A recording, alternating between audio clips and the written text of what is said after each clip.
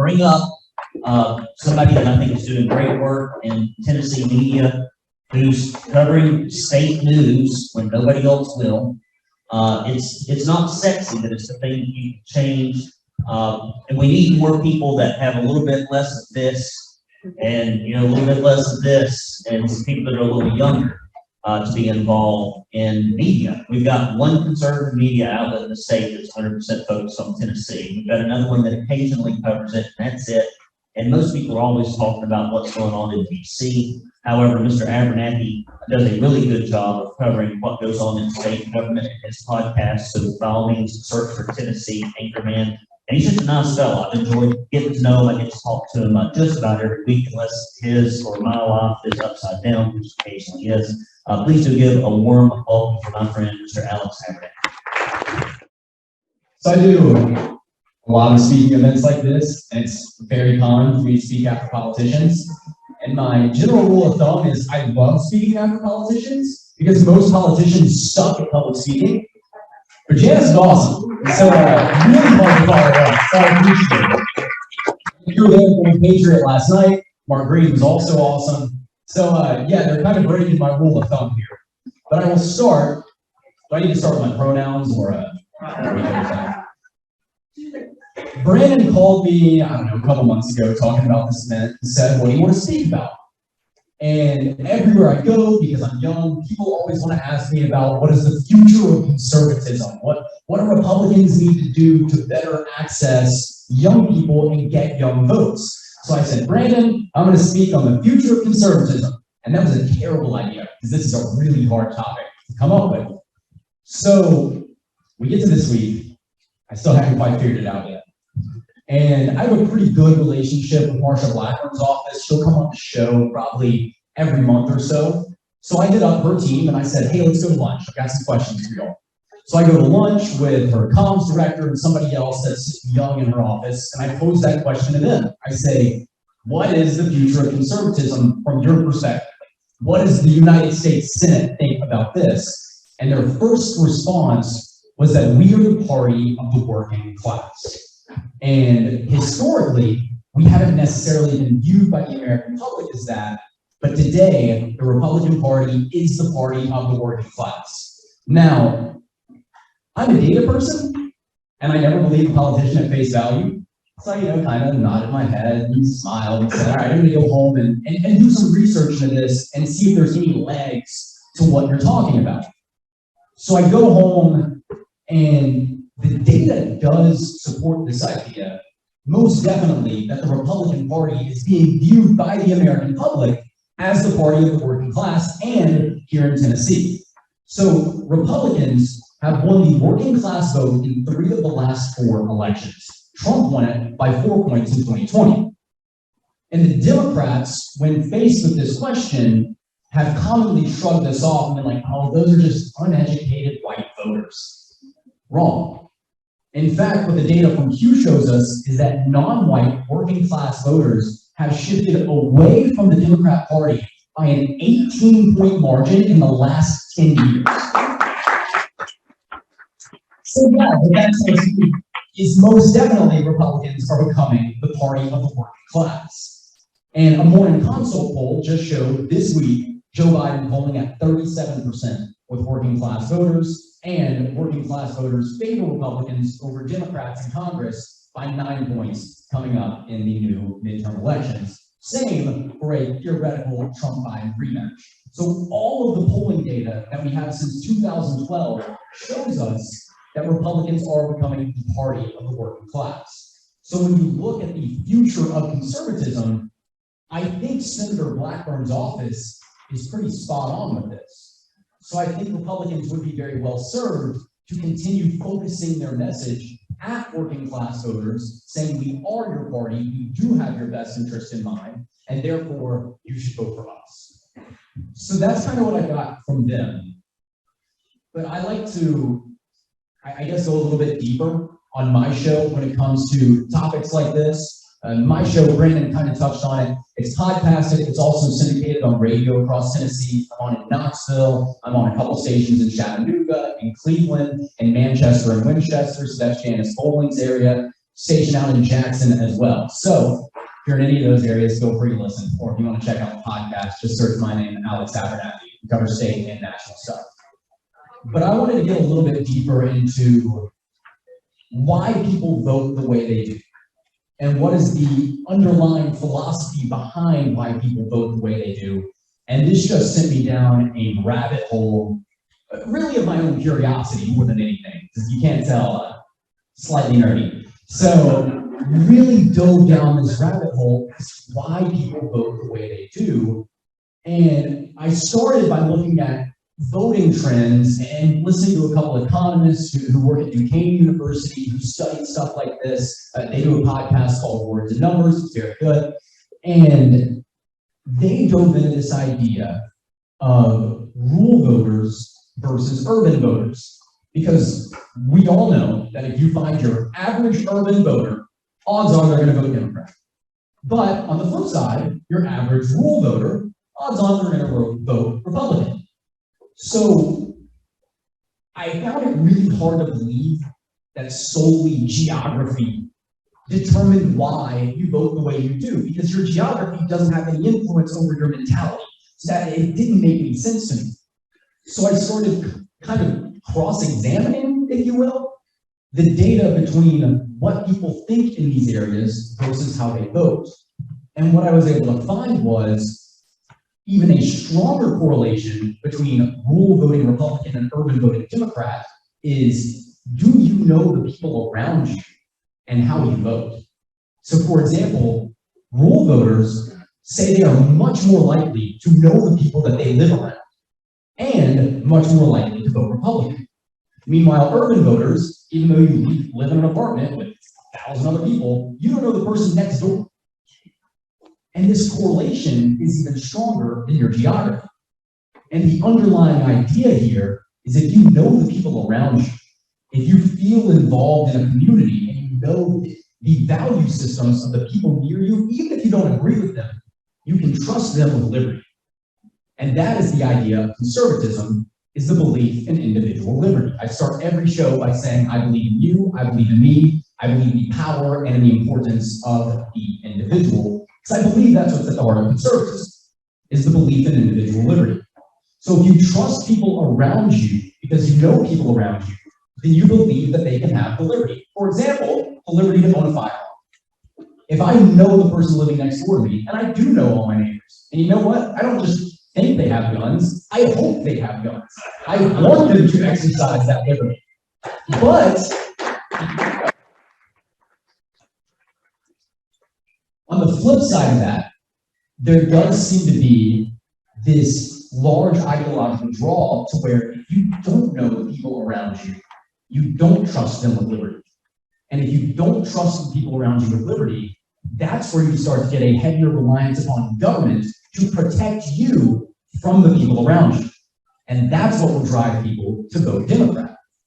So I dove into this, and this really started sitting me just on a million different streams of data and looking at things. So I started that section with looking at urban versus rural voters. So I said, okay, let me take another approach of a common idea that we all kind of take as fact in politics, and that's that young people are much more likely to vote Democrat, while older people are much more likely to vote Republican, and see if the same type of idea applies here. And so, if you're wondering if this still is the case in the United States, it most definitely is. This is coming from chicagobooth.edu. Right now, 25-year-olds in the United States, 34% identify as very liberal, while only about 26% identify as conservative, and everyone else falls in the middle.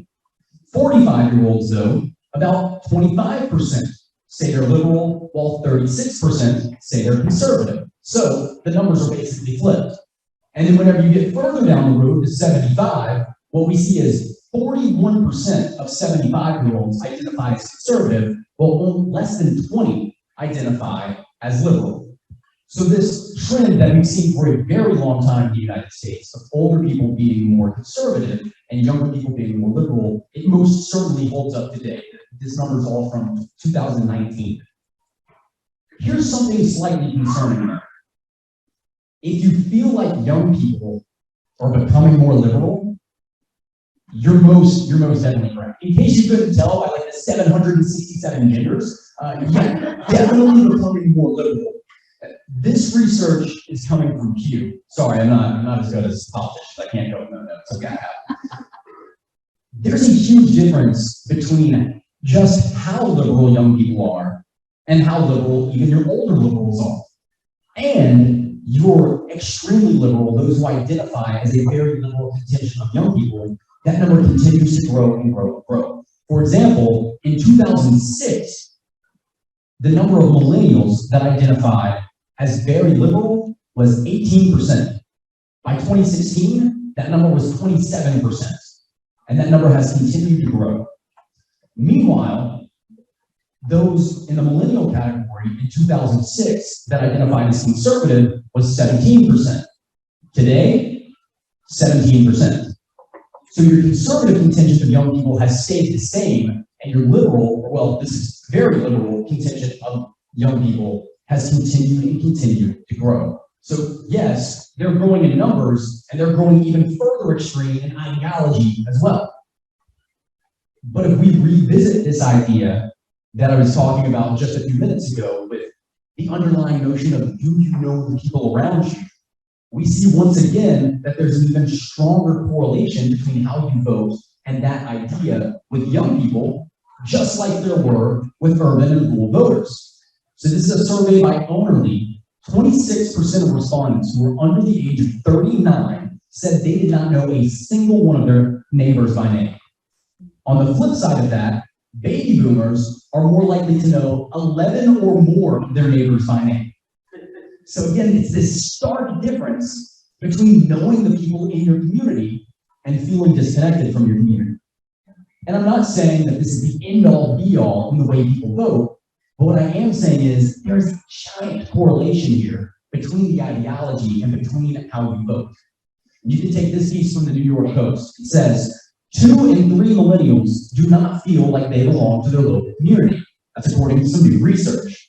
A new study of 1,000 millennials and 1,000 non-millennials explored the notion of community and what it means. And what they found was that 64% of the younger generation feel completely disconnected from their local community. So I have to wonder, I have to think, based on this data, that this distance that you feel from your community is what leads you to vote in favor of more government, in favor to keep you protected from those around you. Because if you don't feel like you have any type of community around you, then you feel the need for government. And I think, the natural inclination is kind of to look at the influence of social media here. And I understand it's become very much a cop-out response to just blame everything on social media. But you can easily find a community online that agrees with you on basically everything. For example, Janice Bowling mentioned a girl that thinks she's a cat. It's probably because somebody on freaking TikTok told her that it was cool to be a cat. But nobody in real life is looking at this person and saying, "Hey, Brandon, feel like a dog today?" There you go. Brandon's a dog. Nobody is doing that. That's my wife. I don't want to ask your wife. But on TikTok, somebody will tell you that this is okay. And it's not just TikTok, I'm just joking, singling them out. But across the spectrum, you can find somebody online that will agree with you on everything. And if you're so entrenched in this digital community, that can disconnect you. And what we're seeing, it does disconnect you from your actual community. The people that you see at the grocery store, the people that you see when you're filling up on gas and paying $200 to do it, and blaming Joe Biden. Those people, you're not connected to at all because you can become so entrenched in your digital community. So I get asked, quite literally every time I speak, I get asked, what can we do as Republicans to reach the younger generation? And I hate this question because whoever asks it is always seeking some sort of magic bullet response, some sort of, oh, well, is there a campaign that Republicans can run that really reach out? No, there's not. And people don't like that answer, but there's not.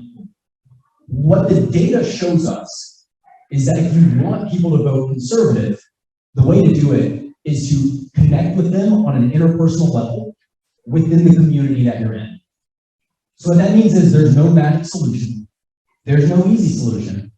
It's a solution that really does take a little bit of everybody doing a little bit of something to connect to people in their area, whether that be through church, whether that be through fitness, whatever it is you're into. Maybe it's, hopefully it's not like drag queen story hours, but if it's something in your community that is relatively productive, then yes, this is the way to get more young people to vote conservative and come to the conservative side of the aisle, because they will feel this connection to their local community and start to trust those around them with liberties more.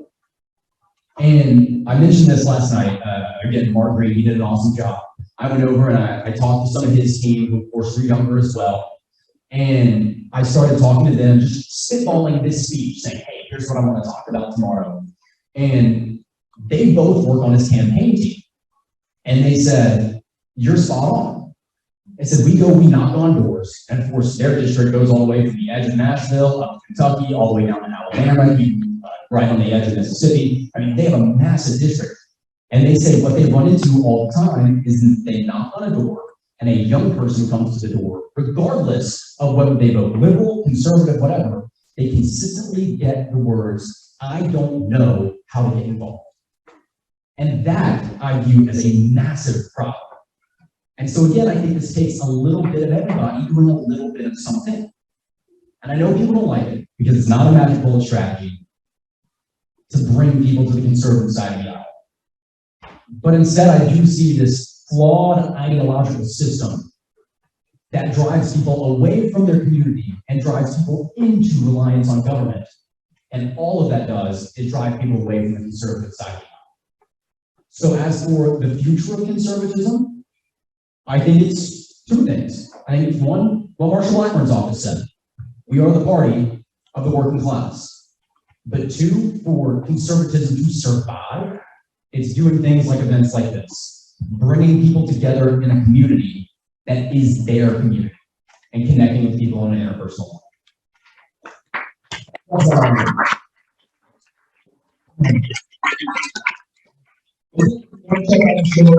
It's on radio across the state. It's also podcasted out. We split it up half and half into two separate podcasts. One is all national stuff, and then one is all state stuff. So you kind of pick and choose what you want. If you just search my name, Alex Abernathy, it'll pop up wherever you want it. Or if you just find me, I've got a little card. I can tap it to your phone, and it'll pop up right there for you as well. Do we have time for any Q&A stuff? You got almost 10, 12 minutes of Q&A. Cool. If anybody wants to chat, I'll chat. Can you use the microphones with folks in internet land or in their small little groups? So to your point about young people not feeling connected to their community, is it possible that part of the problem is people are so mobile? In other words, they say people move like 4 or 5 times in their lifetime. And then these kids go to school somewhere and maybe don't go home. They stay in that community. But they weren't from that community and they don't take time to learn about, okay, and obviously I'm not from Nashville. I'm originally from New York. I escaped. And, Good for you. but I came here to assimilate and unfortunately didn't realize I was assimilating into what I left behind. But, you know, I searched out conservative groups, but I'm also older and know a little bit better maybe how to do those things. So my point is though, if somebody with completely gray hair goes to a young person's, you know, group and tries to talk to them, are they actually going to, you know, listen? Some will. Not all, of course not, but some will. And I think you made an awesome point that I can really relate to about being mobile and how that can disconnect you from the community.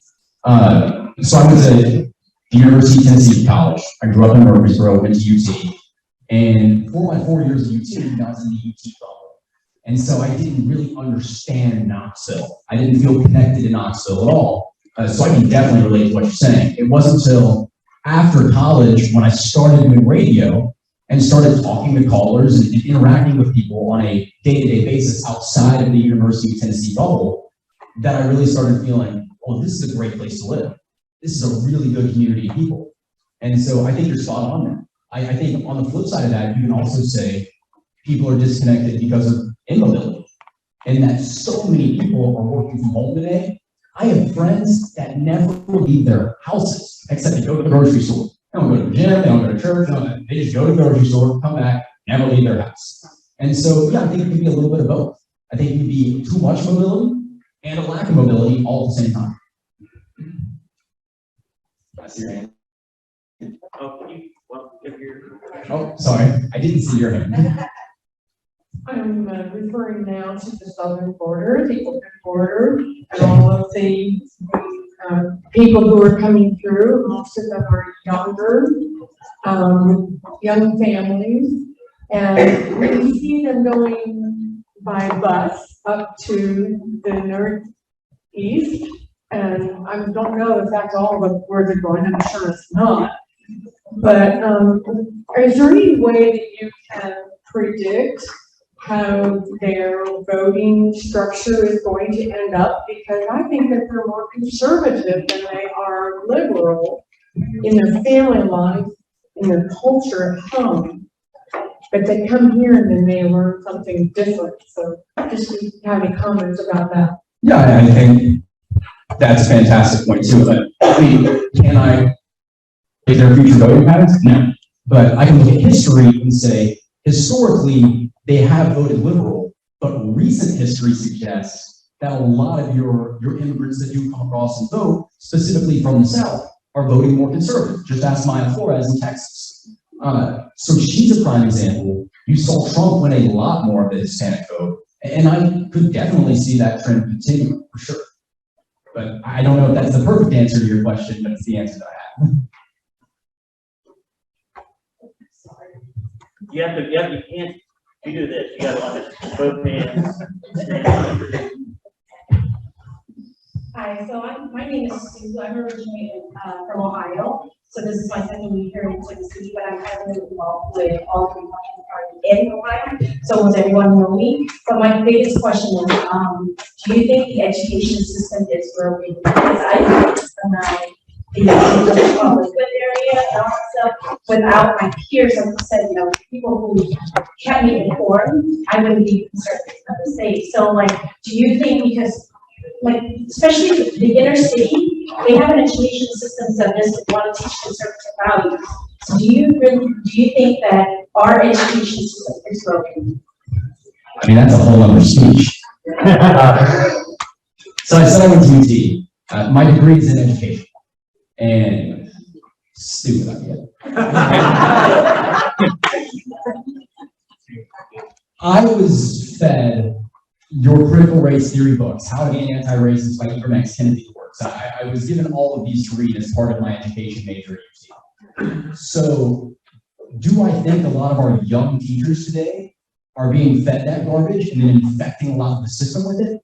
Most definitely, yes. Do I sit here and condemn every teacher? No, of course not. I know great teachers. I had great teachers. So I think, is the system broken? Sure, but I think it's been broken for a long time. I mean, massive advocate of school choice, the idea that the money should follow the student and should not be funding the system. So I think there's a guy named Corey Angeles who's really leading this fight from the more libertarian side of the aisle around the country. I would definitely recommend looking him up because he can articulate the ideas of school choice better than anybody else. So from a funding and an incentive perspective, definitely I believe that the system is broken because right now we're giving more money to failing systems, which gives you an incentive to fail. Nobody in the private sector does this for business, so I don't understand why we do it with that. So from that idea, yes. In terms of ideology being taught in schools, I don't necessarily believe that every teacher is going out and cramming critical race theory down their kids' throats. So once again, I know a lot of teachers and they don't. I've got a lot of teachers that listen to me and they don't do that. But I do know for a fact that young teachers in Tennessee are being taught at the land-grant University of Tennessee critical race theory and all of these other issues. And to pretend as if they're not bringing that into their classrooms, I think it's just naive. Anything else, or are we good to go? Take one more. Cool. Oh, we got two more. All right. Is the mic working? Okay, I'm Keith from Knoxville, and my son just graduated from C. I got a text from him yesterday. By the way, I think young people and a lot of these college students, and maybe even the wealthy so-called elitists, they have the luxury to be liberal. I think the rest of us in the working middle class don't have that.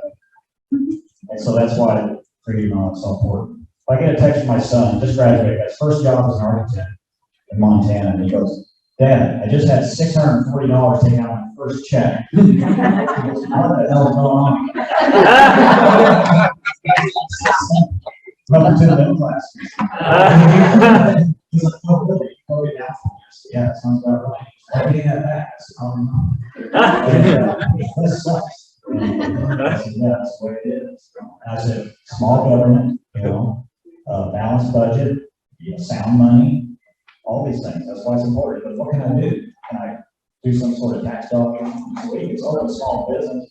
But I said, "You need to get involved in your political aspect of your community there in Montana." So I do agree with that connection piece you're talking about. I think a lot of people are being more ways to get here. And we need to give them psychological guidance to hang on to so that they understand, or maybe through education, they understand what it means. I don't think they did. And so that's missing in the educational system, what she mentioned. I think what we can do is educate and expose it to people. I think for some. Yeah, and I think a lot of that, I think a lot of your underlying value system comes from home. I have an aunt that teaches, and her favorite slogan is, "Everybody homeschools, it's just a matter of whether or not you do it full time." So a lot of that value system, I really don't think we should be relying on schools to teach our kids value systems. I think you should be doing that at home, and then if you are doing a good enough job of that on an interpersonal level with your child, then the school won't infect them as much. I'm not saying it won't have any effect, but not as much. In terms of what you said about your son and the $640 in taxes. So like I said, I own a small business outside of just doing the radio show. And if you're a small business owner, you totally relate to this. The way I pay taxes is at the end of the year, the IRS sends me a bill and says, "Pay me this much." And I got to write a check to the IRS and watch it go out of my bank account. And then they say, "Oh, by the way, based on how much you made last year, we think you're going to make this much next year. So every quarter, just go ahead and write us another check, and we can take that out of your bank account too. Even if I lose money, it don't matter. They're still taking money." I think everybody should have to pay taxes like this. So that way you feel it coming from your bank account. It's not just not in your paycheck. You're like, "Oh, well, whatever." Clearly your son gets it. But I think everyone should have to pay taxes like this. And I think tax day should be the day before election.